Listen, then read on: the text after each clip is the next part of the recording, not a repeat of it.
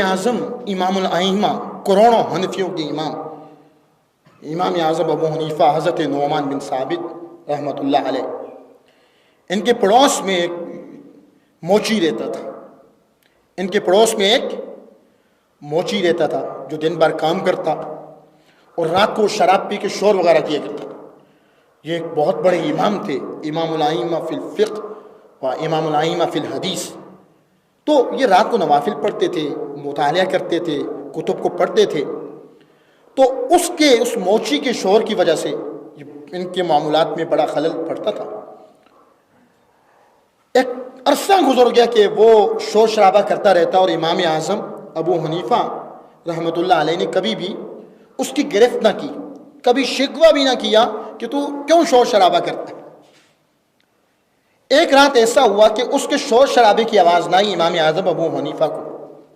آپ نے اطمینان سے آپ نے تمام اوراد و وظائف اور نوافل ادا کیے اور کتب کا اطمینان قلب کے ساتھ مطالعہ فرمایا۔ صبح پوچھا کہ آج رات کو اس موچی کی شور شرابے کی آواز سنائی نہیں دے گی، کہاں ہے وہ؟ جواب دیا کہ اس کو پولیس کے لوگ آئے اور گرفتار کر کے لے گئے۔ اس کے شراب کی وجہ سے، شور شرابی کی وجہ سے، اس بدمعاشی کی وجہ سے قانون نافذ کرنے والے ادارے آئے اور لے کے چلے گئے۔ حضرت امام اعظم ابو حنیفہ سوار ہوئے سواری پر اور آپ دربار پہ پہنچ گئے۔ اگرچہ آپ بادشاہوں کے درباروں پہ جایا نہیں کرتے تھے، قاضی بننے کی پیشکش کی آپ نے، وہ بھی جو ہے اس کو بھی مسترد رد کر دیا، لیکن گئے اپنے ایک پڑوسی کی وجہ سے۔ اور کس پڑوسی کی وجہ سے؟ وہ پڑوسی جو روزانہ رات کو شور شرابہ کر کے آپ کے معمولات میں خلل ڈالا کرتا تھا، آپ کو ڈسٹرب کرتا تھا۔ وہاں گئے اور خلیفہ وقت نے حکم دیا کہ ان کی لگام کو شاہی فرش تک تھامے رکھا جائے اور ان کو سواری سے نہ اتارا جائے۔ آپ وہاں شاہی فرش تک پہنچے تو خلیفہ وقت نے کہا کیا حکم ہے؟ امام اعظم ابو حنیفہ امام الائمہ فی الحدیث آپ رحمۃ اللہ علیہ نے فرمایا کہ میرے پڑوس میں ایک موچی رہتا ہے اور قانون نافذ کرنے والے ادارے گئے اور اس کو گرفتار کر کے لے آئیں، اس کو چھوڑانے کے لیے میں آ گیا ہوں۔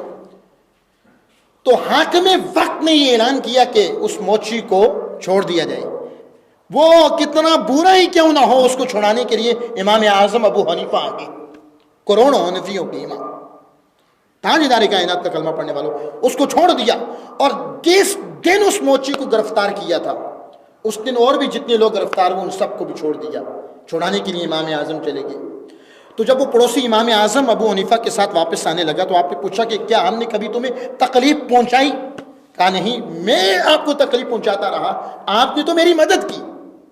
اور ہمیشہ کے لیے وہ موچی، وہ شرارتی پڑوسی جرائم سے تائب ہو کے سیدھا سادہ ایک مسلمان بن گیا۔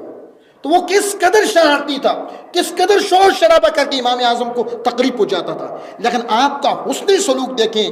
جب اس کو پولیس گرفتار کر کے لے گی، آپ نے کہا جیسا بھی ہے لیکن میرا پڑوسی ہے، تو پڑوسی ہونے کی رعایت کرتے ہوئے آپ اس کو چھڑانے کے لیے چلے گئے۔